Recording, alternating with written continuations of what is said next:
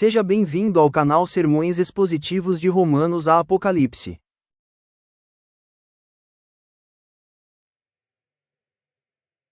Graça e paz, amados, da parte do nosso Senhor Jesus Cristo, amém? Estou muito alegre mais uma vez de estar aqui com vocês.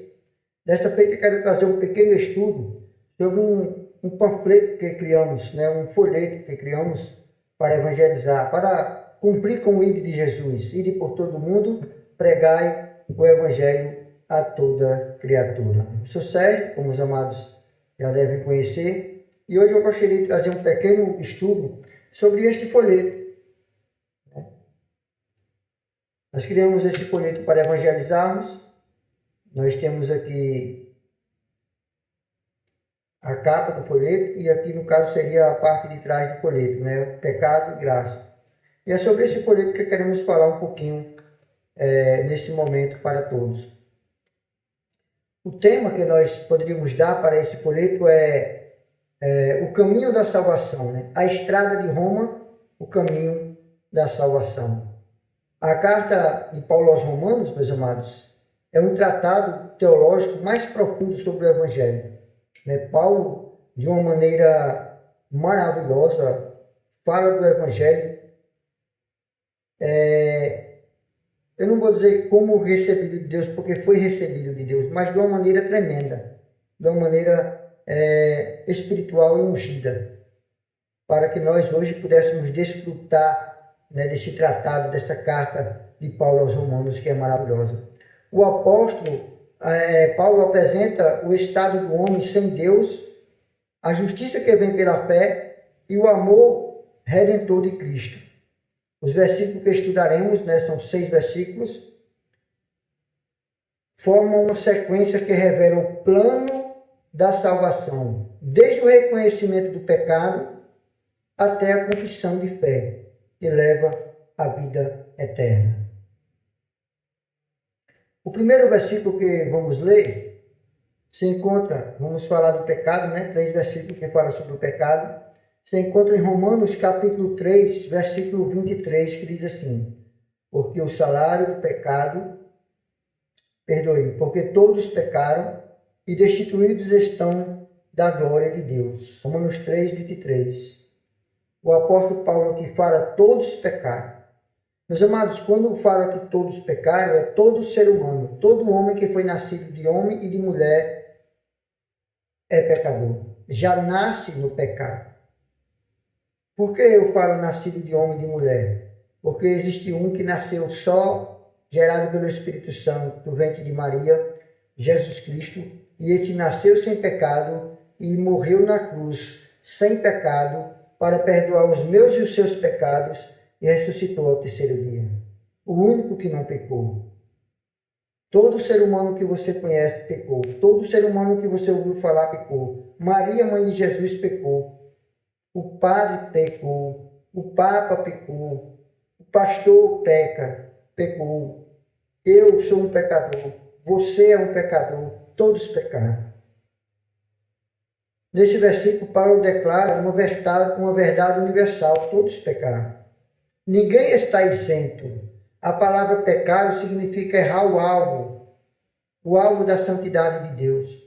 O pecado nos separa da presença divina, nos priva da glória para a qual fomos criados. Nós fomos criados para a glória de Deus, fomos criados em imagem e semelhança de Deus. Porém, Adão pecou. Adão e Eva pecaram e foram separados de Deus. E todo descendente nascendo de homem e de mulher, a partir daí, nasce debaixo do pecado. Eclesiastes capítulo 7, 20 diz: não há homem justo sobre a terra que faça o bem e que nunca peque. Isaías 59, 2 diz que as vossas iniquidades fazem separação entre vós e o vosso Deus. E 1 João 8 diz assim: se dissermos que não temos pecado, enganamo-nos a nós mesmos. Então, meus amados, o primeiro passo para a salvação é reconhecer o pecado em nossas vidas. Reconhecer que somos pecadores. E reconhecer a nossa incapacidade de alcançar a glória de Deus por mérito próprio. Não há homem bom que alcance. Não há o homem, o bambambam, não é estudo. Nada faz com que o homem alcance por mérito a glória de Deus. E sim pela graça, porque todos somos pecadores. O segundo versículo que nós vamos ler, que também fala sobre o pecado, se encontra em Romanos capítulo 5, versículo 8, que diz: mas Deus dá a prova do seu amor para conosco, em que quando éramos ainda pecadores, Cristo morreu por nós. Que maravilha, que texto lindo, bonito, né? Deus prova o seu amor para conosco, em que Cristo morreu por nós, sendo nós ainda pecadores. Para você ver como não há mérito no homem. Já falei no estudo passado que Deus não me ama mais porque eu procuro andar correto, e não me ama menos porque eu peco. O amor dele é imutável para comigo. E ele me amou ainda eu pecador. Eu lá na lamaçal do pecado. Aqui vemos o coração do Evangelho, o amor incondicional de Deus. Mesmo em rebelião, Deus não esperou que fôssemos bons para nos amar.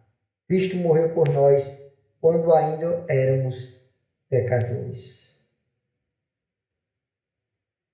Deus te ama da maneira que você se encontra nesse momento agora. Não importa o que você está fazendo, não importa quanto mergulhado no pecado você está inserido, não importa, Ele te ama. Ele não quer que você permaneça no pecado, mas Ele te ama em pecado. Ele te ama da maneira que você se encontra nesse momento, como me amou e me ama hoje ainda. Deus não esperou que fôssemos bons para nos amar. João 3,16 diz assim: porque Deus amou o mundo de tal maneira que deu seu Filho unigênito, para que todo aquele que nele crê não pereça, mas tenha a vida eterna. 1 João 4, do 9 a 10 diz: nisto está o amor, não em que nós tenhamos amado a Deus, mas em que Ele nos amou primeiro. E Efésios 2, 4 e 5 diz: mas Deus, sendo rico em misericórdia, nos deu vida juntamente com Cristo. A cruz, meus amados, é a prova suprema de que o amor de Deus é graça, não recompensa. Ele amou primeiro. Já parou para pensar nisso? O amor de Deus não é uma recompensa, não é porque você ajudou, não é porque você deu uma esmola, não é porque você deu o dízimo, entregou o dízimo, não é porque você vai à igreja. Não. Ele nos amou primeiro. Nós não ganhamos com as nossas recompensas do amor de Cristo, não. Ele escolheu nos amar. Nós só devemos ser gratos a Ele por isso. O terceiro versículo, que fala sobre o pecado, se encontra em Romanos 6, 23, bem conhecido de nós, porque o salário do pecado é a morte, mas o dom gratuito de Deus é a vida eterna em Cristo Jesus, nosso Senhor. Aqui Paulo nos mostra, meus amados, que há um contraste entre a justiça e a graça. O pecado paga um salário, a morte. E essa morte é espiritual e eterna. Mas Deus oferece um dom, uma dádiva, a vida eterna. E isso por meio de Jesus Cristo. Então, se você analisar bem, nós nascemos no pecado. E esse pecado, ele tem um preço. O preço dele é a morte espiritual, a separação total de Deus e a morte eterna. Então, nós já nascemos devendo isso. Nós nascemos já em pecado. Então, automaticamente, nós nascemos e por o pecado de Adão, que entrou no mundo, né? O pecado entrou para toda a humanidade através de Adão. nós nascemos fadados à morte espiritual e eterna. Nascemos fadados para ir para o inferno. Não há pessoas boas. Ah, fulano é bom, tão bonzinho, ele não vai não. Ou as pessoas dizem, ah, quando você morrer, Deus vai saber para onde você vai. Não. Nós sabemos hoje. Nós não aceitarmos Jesus como Senhor e Salvador de nossa vida, nós somos fadados ao inferno. Deus não criou ninguém para ir para o inferno. Deus nos criou imagem e semelhança dele para vivermos na glória dele, com ele, na presença dele. Porém, a humanidade pecou e se separou de Deus. E esse pecado gera morte. Tiago 1,15 diz, o pecado sendo consumado gera morte. João 10,10 diz, eu vim para que tenham vida e a tenham em abundância. Pela graça sois salvos, Efésios 2,8,9, e isto não vem de vós, é dom de Deus. O pecado, meus amados, ele cobra isso. Mas Deus oferece. O inferno é merecido para toda a humanidade. O céu é um presente de Deus. Então o céu é um presente de Deus. Só Cristo pode nos dar esse presente e a vida eterna. Por isso que é pelas misericórdias e pela graça de Deus. Mas aí eu quero vos dizer que agora nós vamos falar sobre a graça. Vamos falar sobre a graça. E nós vamos entender que a graça é um presente, é um favor imerecido, mas requer algo de nós.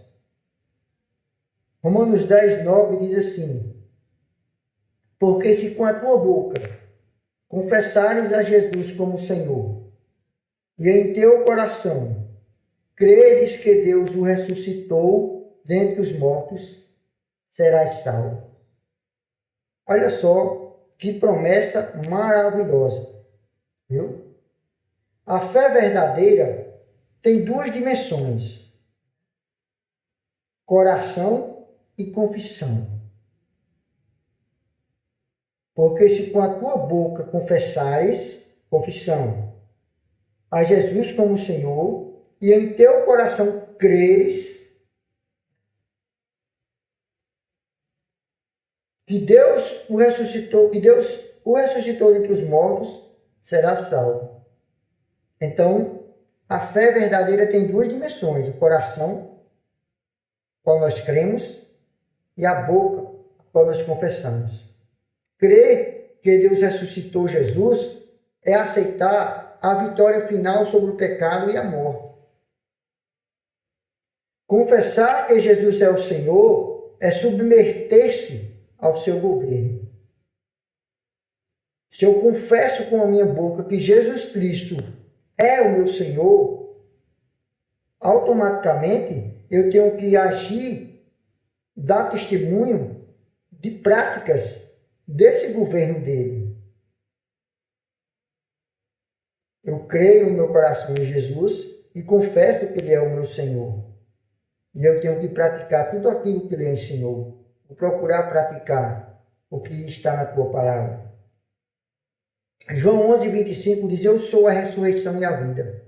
Jesus diz. Atos 4,12 diz, e em nenhum outro há salvação. Não existe salvação fora de Jesus.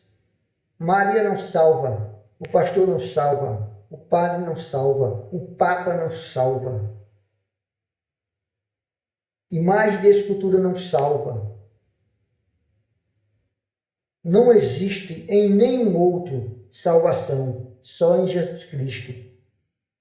E quando eu confesso Jesus Cristo com a minha boca e creio que ele ressuscitou, eu tenho que proclamar isto em verdade e praticar esta verdade em minha vida. E entender que agora eu recebi a salvação por meio dele, pela graça, um favor imerecido da minha parte, mas pela misericórdia dele eu recebi. Filipenses 2, 9 e 11 diz que todo joelho se dobrará e toda língua confessará que Jesus Cristo é o Senhor. Deus é maravilhoso e tremendo. A fé silenciosa, ela não é suficiente. Quem crê fala, anuncia. A salvação é pessoal, mas nunca secreta. Então a salvação em minha vida é pessoal. Eu só posso falar sobre a minha salvação. Eu hoje sou salvo e redimido pelo sangue de Jesus Cristo, porque eu creio nele e confesso ele como meu Senhor. Então ela é pessoal, é minha. Porém, de maneira nenhuma ela pode ficar em oculta. Se eu creio nele e confesso ele, eu tenho que agir como ele ensina que nós devemos agir. O outro texto se encontra em Romanos capítulo 10, versículo 10, que diz assim: pois é com o coração que crê para a justiça, e com a boca se faz confissão para salvação.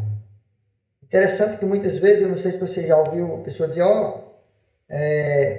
aceita Jesus Cristo, quem quer aceitar, venha, faça uma confissão, venha aqui na frente, para mostrar. É necessário que nós fazemos isso, para mostrar ao mundo, ao povo, que nós estamos aceitando. É algo corajoso, é algo que nós vamos fazer publicamente. Eu tenho que falar para o povo que eu sou salvo pela graça e misericórdia de Jesus Cristo, porque ele me amou antes mesmo de eu amá-lo. A salvação é um ato de crer e confessar. Crer para a justiça, somos justificados pela fé.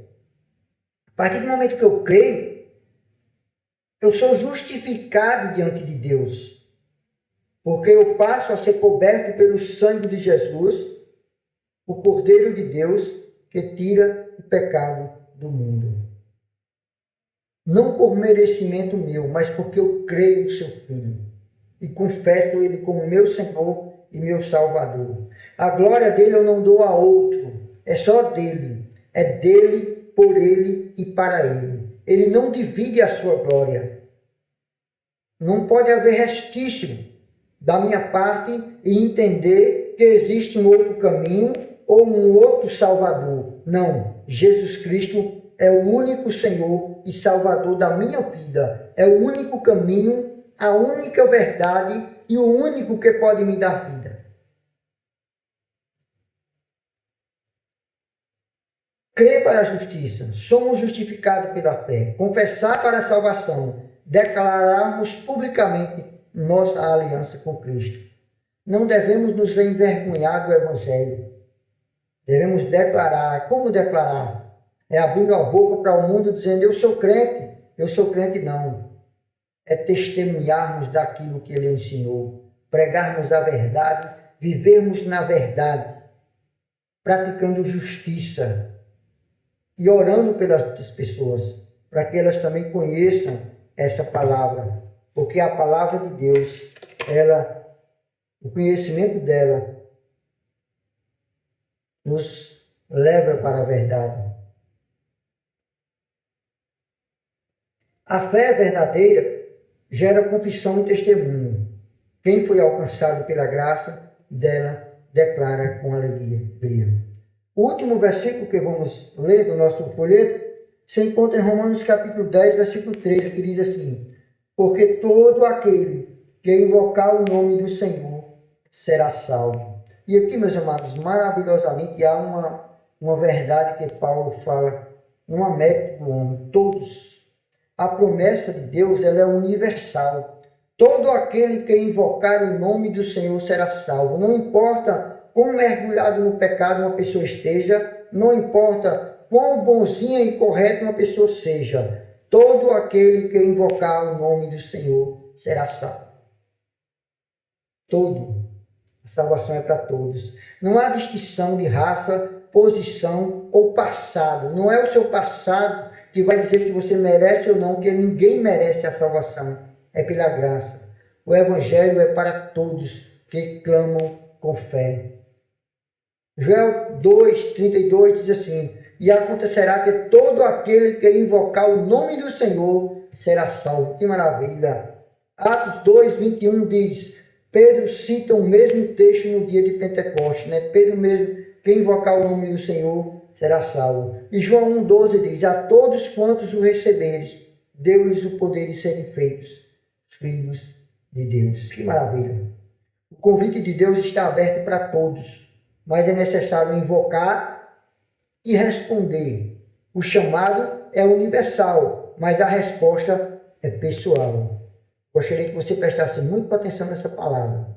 O chamado de Deus, ele é universal. Vinde a mim todos. Mas a resposta é pessoal, minha e sua.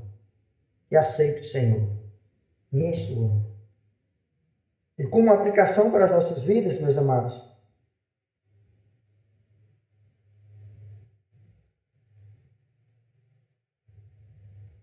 como aplicação para as nossas vidas, nós vamos, para concluirmos, 5 aplicações para você aplicar em sua vida e minha vida. Todos pecaram. Todos. Eu sou pecador. Você é pecador. Todos que você conhece, todos pecaram. Menos Jesus Cristo. Segundo, Cristo morreu por nós. Devemos aplicar isso na nossa vida. Jesus morreu por nós. Jesus morreu por mim. Isso é uma verdade. Terceira aplicação. O pecado leva à morte, mas Deus oferece vida. O pecado, ele leva à morte eterna, leva o homem para o inferno, mas Deus oferece vida. E hoje Deus está te oferecendo vida. É necessário que você, pessoalmente, aceite essa vida. Quarta lição para as nossas vidas. Devemos crer e confessar. Devemos crer com o coração e confessar para a salvação. Creio em Jesus Cristo, que morreu na cruz para me salvar. Confessar Ele para todos. Hoje sou um servo do Senhor Jesus Cristo e a melhor decisão da minha vida foi ter aceitado Jesus como meu Senhor e meu Salvador. E a última lição para as nossas vidas: quem invocar o nome dele será salvo. Portanto, meus amados, a salvação, ela não é uma escada que o homem sobe, mas uma ponte que que Deus lançou para o homem através da cruz. Não é algo que você vai conseguir gradativamente, não. Salvação é uma ponte que Deus colocou através da cruz e você tem que aceitar. E a partir do momento que você crê no Senhor Jesus Cristo e confessa a Ele, a Bíblia diz que você tem a vida eterna. Hoje, o Senhor ainda estende este convite. E eu estou convidando você, se ainda não é crente, não é cristão, não segue esta palavra, não busca aplicar essa palavra na sua vida e no seu coração. Este convite está aberto a você nesse momento. Apocalipse capítulo 3, 20 diz: eis que estou à porta e bato.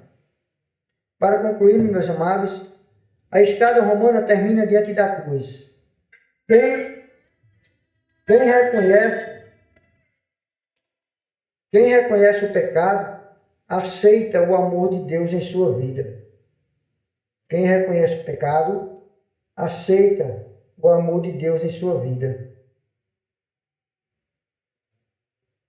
E recebe o dom da vida.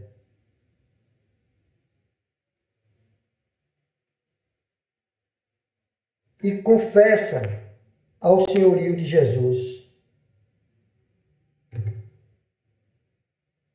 E essa mesma pessoa encontra o verdadeiro caminho da salvação. Atos capítulo 16, 31. Eu gostaria de deixar esse texto para terminar a nossa palavra. Atos capítulo 16, versículo 31. Diz assim: crê no Senhor Jesus Cristo e serás salvo, tu e a tua casa.